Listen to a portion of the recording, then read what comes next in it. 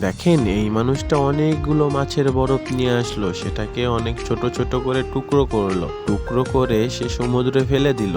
ফেলে দেওয়ার পরে সেই টুকরো মাছের গন্ধগুলো সারা সমুদ্রে ছড়িয়ে গেল। বড় মাছেরা সেই সময় সমুদ্রের পার্শ্বে আসা ধরলো। উনি বুঝতে পারলো এটাই সঠিক সময় মাছ ধরার। উনি তখনই একটা মাছের মাথা বড়শিতে গেঁথে ফেললো, গেঁথে ফেলে সমুদ্রে চেলে ফেলে দিল।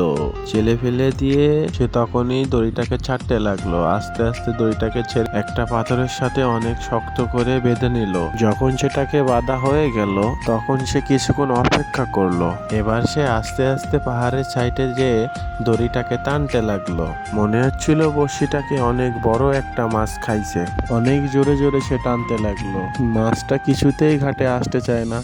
সে টানতে লাগলো, টানতে লাগলো, টানতে লাগলো। আস্তে আস্তে মাছটাকে দেখা গেল। দেখেন মাছটাকে দেখা যাচ্ছে, মাছটা অনেক বড়। মাছটা অনেক কাছে চলে আসলো। মাছটাকে ধরে উপরে তোলা হলো।